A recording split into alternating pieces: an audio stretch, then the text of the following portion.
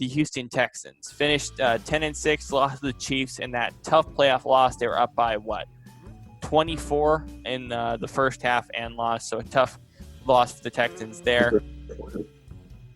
Yeah. So looking at their schedule first, what jumps out for you guys?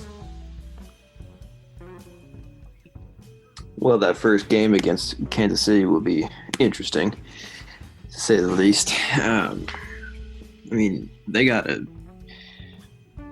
opening 4 games are pretty tough, it looks like. You got Kansas City, Baltimore, top 2 teams in the AFC probably. And Pittsburgh, who's also, on the rise, I would say. And then Minnesota, they're obviously decent. Yeah, this is not a very forgiving schedule other than, Cincinnati and Jacksonville. I mean, the first 4, let's say, the first 4 seem really tough. Or let's say the first half before the bye looks pretty difficult. Other than Jacksonville. Right, and then the back half doesn't look that bad. Brandon, in terms of Deshaun Watson, losing DeAndre Hopkins, of course, but bringing in Brandon Cooks, do you think they can establish chemistry early, Cooks and Watson? And how important will that be to their success? I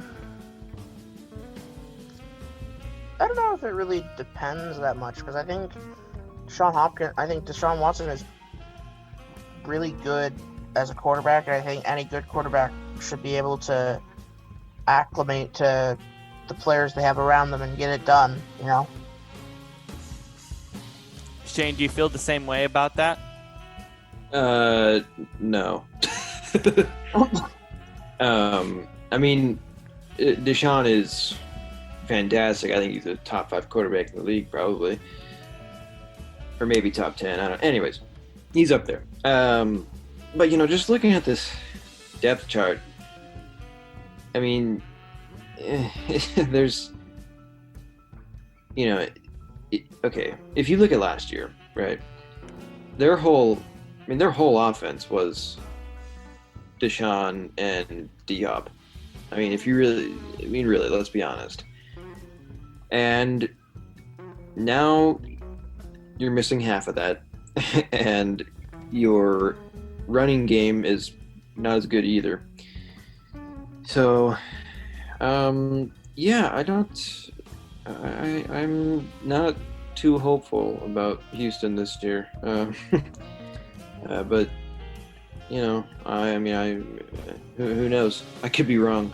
Is there a frustration for you also with how Bill O'Brien has managed the organization in the past couple of years as well? Yeah, I think so. I mean, I think he's a good coach. But I don't necessarily, because he's the general manager as well, isn't he? Yes. Yeah, I don't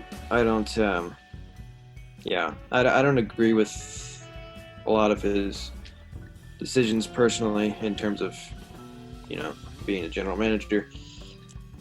But, yeah, I don't know.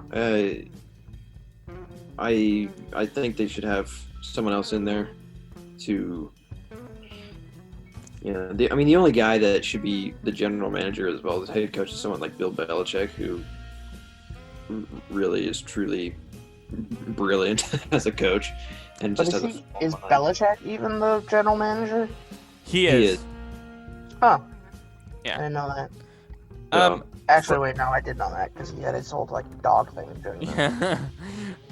Brandon, in terms of how Bill O'Brien has handled the personnel for this team as the general manager, have you had the same frustrations as Brandon or as Shane as well?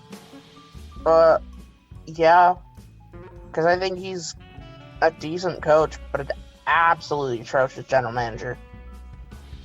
I mean, you just all you have to do is look at the Clowney situation. I mean, that is all you have to do. You could have gotten something back in a trade if you had traded him. But you bring him back, and then you send him to a team and you pick up 2 players who are way below his value. And a third-round pick, which And a didn't really third-round matter. pick, which didn't. And I believe yeah. a fifth, too.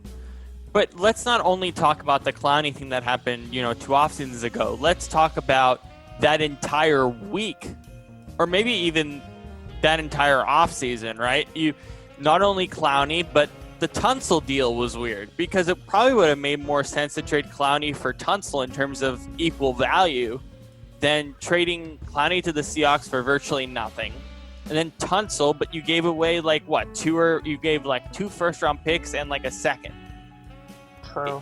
It's 2 separate trades basically on, I believe that was on the same day, and it was just that was bizarre. And then to trade D-Hop for basically nothing, other than David Johnson, which we don't even know how Bill O'Brien is going to use him here. It's tough to really agree with how he's handling this team personnel-wise.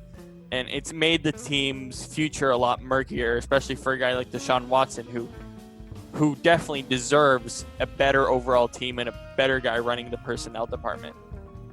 That was on Arizona's end, that's probably the best trade in franchise history. That's the best trade of the offseason, no question. Yeah, because if you think about it, they really don't need David Johnson anymore because you have Kenyon Drake there. Yes, who is a rising star in my opinion. I've been very impressed with him the times that I've seen him. So no, absolutely. Yeah. So in terms of X Factor players, Brandon, who's your X Factor for this team? I'm gonna go with JJ Watt. All right. Yep. Goodness knows how long JJ Watt will be with this team. I know he just signed a new contract recently, I think. But man, if he doesn't, he proves every single season that he is one of the lone shining stars on this team. And frankly, I'm shocked that he hasn't been dealt to another team. I'm shocked, frankly. Yeah. I'd go to Pittsburgh if I were him. Oh yeah, play with his brother too. Ooh, that'd be a good line. That would be a great secondary linebacker core. Yeah. TJ and JJ, right? Yeah. So, and then you have Derek too, who they'll probably pick up if that's the case. No, they did.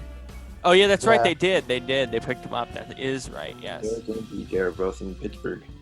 But anyways. Basically the 2 stars on this team is Deshaun Watson and JJ Watt, pretty much. Shane, who's your X factor for this team? Well, the other star you just mentioned, Deshaun. Defensively, I think they're okay. They got some good names. JJ Watt, obviously. McKinney, I really like where he's going. But yeah, in terms of in terms of offense, Deshaun is really, I think, kind of the only thing that's really giving them any hope, to be honest. At least on the offensive side. Exactly, yeah. Because, I just, losing. I don't know. I don't think they're going to have much of a running game, and the fact that they lost their star receiver, that's not good. Yeah. So I think they're really going to be looking to Deshaun for some kind of playmaking ability, and yeah. Let me just overview the team really quick. Of course, Deshaun Watson, as you guys mentioned. David Johnson and Duke Johnson, a good 1-2 punch, but again, this is not going to be a team that's going to be focused on the running game. Yes, it was nice. They had Carlos Hyde last year as well, so they are comfortable with the 1-2 punch, but it's not incredible. The receiving core is interesting. Will Fuller, of course, who played a good role when he was healthy, but notoriously unhealthy, unfortunately. Last year, he missed most of the season. I think he missed 12 or 13 games. Brandon Cooks, they picked up, again, injury concerns, concussion issues. Kenny Stills is a nice piece. Kiki Kuti, I love Kiki. I think he doesn't get enough shine, doesn't get enough playing time. The guy is a young player that can really rise if he gets the opportunity. He just hasn't had it. Darren Fells is best as a role-playing tight end. Yeah, he's nice in the red zone, but that's about it. I think they should look for a better tight end still if they can. This line was still remarkably disappointing last year. Laramie Tunsil's a nice fit, but I expected more from Titus Howard. He's my X-Factor player last year. This offensive line still looks very atrocious at this moment. This defense is nice. Linebacking core, I really like their linebacking core as a whole. Gary and Conley, not a great fit with the Raiders. I don't even think the Texans have used him very well either. I think they just picked up Bradley Roby as well. And Vernon Hartgraves, I just don't know if they're going to use them at their perfect. I don't know. I just feel like this group doesn't mesh very well together. This secondary doesn't feel like it's going to work out as well as it should. Yes, it can be productive, but it can only be productive in the right situation. And unfortunately with Bill O'Brien, yes, he's a defensive coach, but I just don't see this secondary playing as well as they should. But my X factor is going to be Will Fuller. He just has to stay healthy. Him and Brandon Cooks can be very productive if they both stay healthy, and I think that's what's going to matter for Deshaun.